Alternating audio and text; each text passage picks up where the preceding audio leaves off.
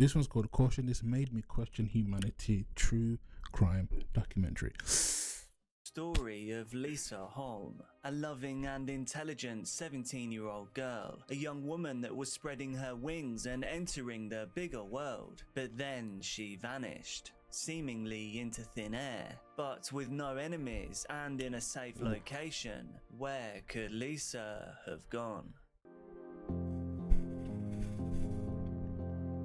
It's a heavy night, bro. I don't know why I chose such a heavy night. It's supposed to be like fun and positivity. Heat me with the heavy stories, bro. Golly.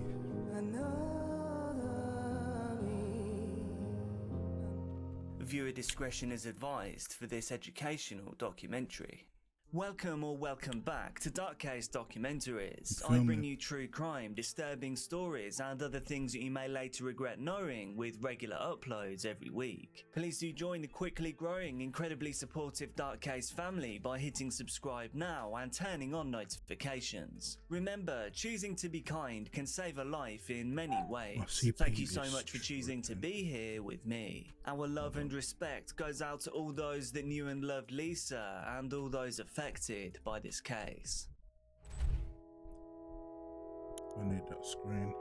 I just want to preface this video by apologising for my pronunciations of some Swedish words and places. I have tried my hardest to get these words right, but I'm definitely not a native Swedish speaker, so here we go. Okay, Lisa Holm was born on the 7th of February 1998. She grew up in the small picturesque town of Skövde, Sweden with her family. Lisa was a kind and caring person who loved animals, listening to music and spending time with her friends. Lisa's mother, Lena Holm, described her daughter as an amazing girl with a heart of gold. She was always there for her friends and family, and she had so many plans for the future. And that she did. She had just graduated from high school and had taken on a new job at a cafe in Blomberg. This was just a 45-minute drive from her hometown. Blomberg is a small village in a rural area east of Gothenburg. It was just a stopgap, a summer job before she went on to study social sciences. As a present for graduating and to get her to her new job, her father had bought her a moped to give her some independence. The world was opening up to 17-year-old Lisa. I remember being this age, and it really is the most exciting time you'll ever have. For I'm not even going to say my age. weeks, Lisa and her father had travelled back and forth for her shifts at the cafe. Her dad travelled with her to let her gain some confidence on the scooter. She was new to the moped and it wasn't the quickest journey, but now she was ready. On the 24th of May 2015, a video was uploaded to YouTube by the user Lisa Holm. The video was a simple countdown timer. The countdown started at 1 minute and 1 second. The video is only 11 or 12 seconds in duration. The video ended when the countdown hit 50 seconds. The video was titled 13. What you're seeing on screen now is that actual video. On Sunday the 7th of June 2015, Lisa set off for work, alone for the first time. Lisa was on the closing shift. She made it there with time to spare, a successful journey. Her shift went on as was to be expected. She laughed with customers, she chatted with her colleagues, but generally speaking, the day was uneventful. Lisa and her colleagues began to close up at around 6 p.m, and by 6:23 p.m, she texted her dad to say she was leaving the cafe and would be home. Very sensible. Be sensible, you kid. Be sensible out there with your phones. Work wherever you're going, hanging out. Be sensible. Let people know where you are at all times. Drop the location. Soon, a successful first day as an independent young woman. Shortly after this, she phoned her dad, but it seemed to be an accident, a pocket dial. He could hear the cheerful murmuring of voices from her co-workers. This was positive, it was happy, there was nothing untoward. But unbeknownst to Lisa's father, this would be the last time he would ever hear her voice. The journey from the cafe to Lisa's home should have taken around 40 to 45 minutes, but by 7:30 11:30 p.m., she still wasn't home. Her parents tried to call her, but it repeatedly went straight to voicemail. They became increasingly anxious, so her father drove along the route that she was taking. He checked every roadside ditch, scared that she'd had an accident. However, there was no sign of her at all. When he arrived at the cafe and saw the moped outside, he had a moment of immense relief. But this moment was short-lived. As he got closer, he saw the keys in the ignition. The relief was cruelly snatched away and replaced with a creeping dread. Lisa was wise. She would not just leave the keys in the scooter and walk away. After searching the cafe and the surrounding area to no avail, Lisa's father called the police, who launched a preliminary investigation. When the police arrived at the cafe... Bro, that's crazy. Like, you get all the way there thinking, oh, she's cool. And at the last minute, the keys are in ignition. So she was snatched off the moped, what, in broad daylight? Or around in the evening, and no one said nothing. They searched the area for any sign of the missing girl. Anyone who knew Lisa knew they were looking at a case of abduction and not a runaway. With the help of a police dog, they searched the surrounding areas. This included a conspicuous barn that sat across from the cafe, but nothing. They knocked on doors, asking local residents for any information that could help. The search continued overnight, leading into Monday the 8th of June, but it was all fruitless. In the morning, they released a statement to say that a teenage girl was missing. They chose not to reveal Lisa's name, holding the information close to their chest. But they felt this gave enough information away to assist the investigation. At the same time, the police made a harrowing discovery. A moped glove had been found in the barn opposite the cafe. It was confirmed to be Lisa's. This was the same barn that had been searched by the police. Dragged across, you know. So it's like no one could hear her screaming, no one could hear anything. Like, what happened, bro? Because there's no way she was drugged. There's no way a barmaid was drugged at work. Come on, we all know how that would have went.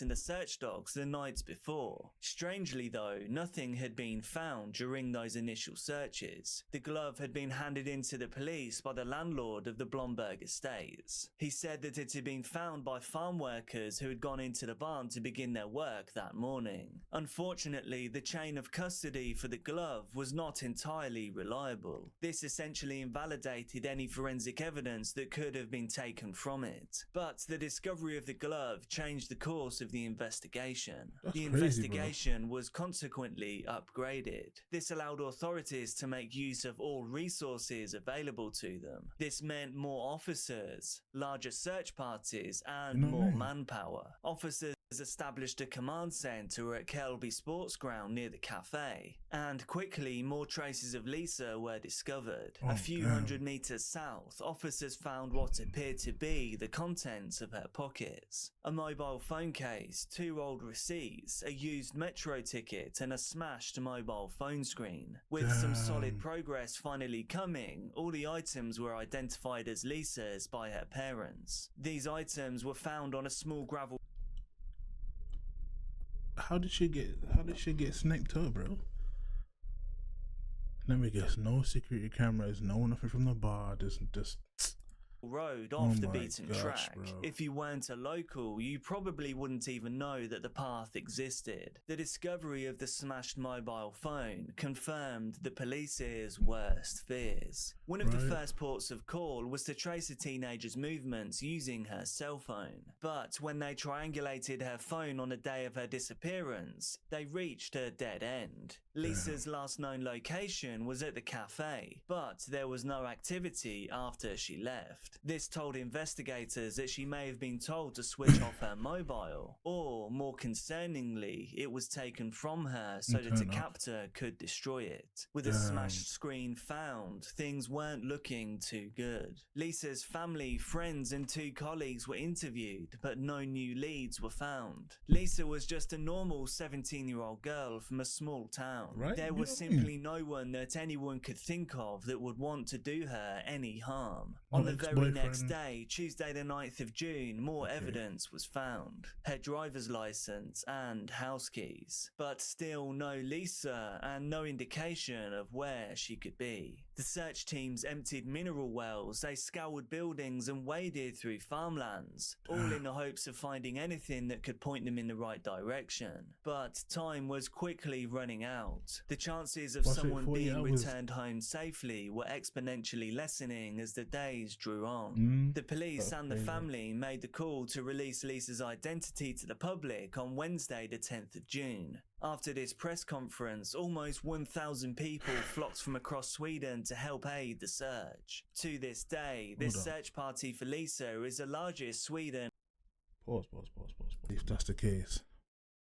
has ever seen. With the extra manpower, the search parties began to go back over places that they'd already searched. One of these places was the barn. During yet another search of the barn, investigators found one of Lisa's earrings near the entrance. Police narrowed in on the barn and forensics teams were brought in to obtain as much information as possible. They discovered some biological matter, namely human feces. These were believed to actually belong to the person responsible for taking Lisa. Due to human evolution, during times of immense rushes, there can be an urge to void the bowels. These speculated that whoever took Lisa experienced this adrenaline rush. For them, this was all a thrill. Whilst forensic investigators narrowed in on the barn, the search area grew to a 5-kilometer radius around the cafe, including nearby farms and residences. This is crazy. Searchers reached a property called Martorp Farm, which sat a few kilometers from the cafe. Whilst they were there, 2 men turned up in a car. They claimed that the farm had already been examined and not to waste their time. But something didn't seem right. The volunteers were suspicious and decided they should call it in to the police. When law enforcement arrived, they continued to hunt, and soon they found Lisa's helmet, jacket and earphones hidden under the twigs and foliage. Nearby was an old wooden trailer or work shed that looked like it had been recently accessed. The long grass leading up to it was flattened or pushed down. As they entered, the unmistakable smell of death hit them in the face. Inside, there were benches and lockers, like an old changing room. The lockers were closed, except one that was full of old clothes. They then opened every locker, but they found nothing. They then looked more closely at the locker stuffed with clothes. In that cramped, narrow space, they realized they weren't looking simply at clothing.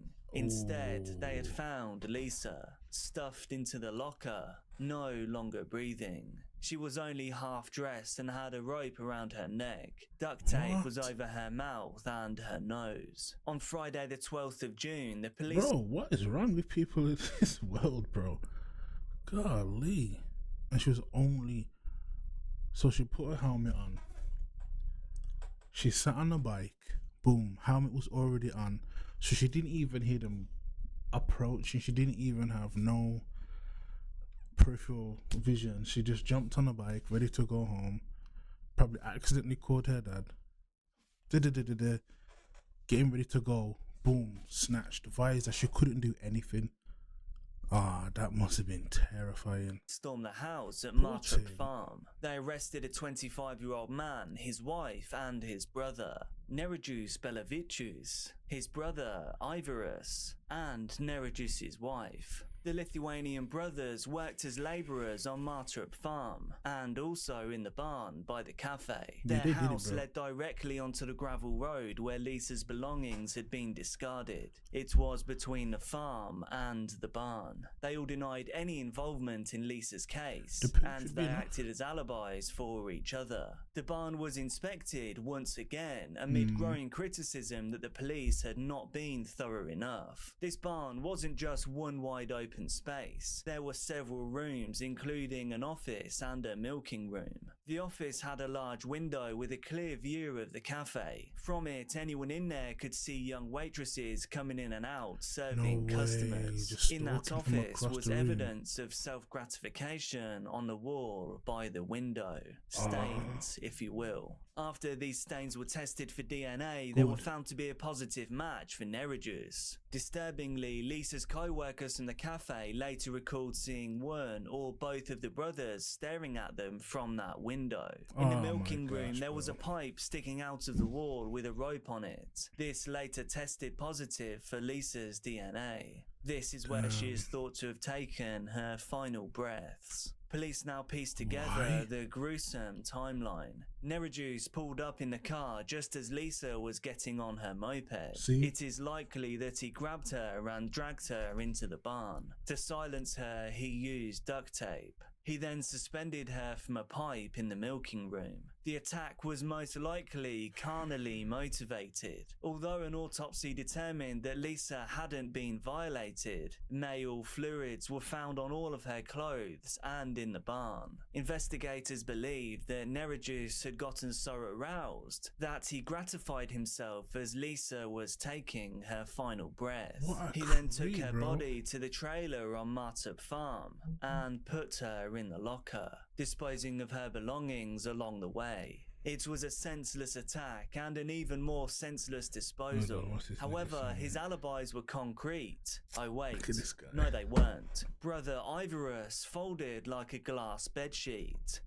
Badly. He eventually told the truth. He admitted that his brother had acted strangely the night of Lisa's disappearance, going out and then putting his clothes in the washing machine upon his return. His brother had asked him to give a false alibi when the police came to question them. He said that the police were bound to blame a non-national for the crime, and his brother played along. However, the real reason was that he himself had committed the crime. But now the police had everything. Nerejuice's DNA was all over the crime scene, Lisa's clothes, and he had no alibi. Remember the countdown clock that I mentioned earlier in the video? This was something that went viral around the time that Lisa vanished. Online communities jumped on this element of the story. A kind of once-in-a-lifetime event that is like something from a movie or gritty Netflix drama. The title of the video, 13, was the number of full days between the video being posted and Lisa disappearing. The channel name was obviously Lisa Holm. So many were theorizing that this all pointed towards this crime being premeditated. Premeditation makes a big difference with what charges can be brought against a suspect and what sentences will be handed down to them. Police investigated the origins of the video. However, they discovered it was nothing more than a cruel hoax. The video title had been changed to 13 after Lisa vanished, and the channel name was also changed to Lisa Holm, just to add to this cruel mystique. In November 2015, the case went to trial. The prosecutors argued that Nerejuice had kidnapped Lisa so that he could intimately violate her. When police seized his computers, they discovered a lot of dark and disturbing adult films. Suspending Lisa from the pipe in the milking room was for his own gratification,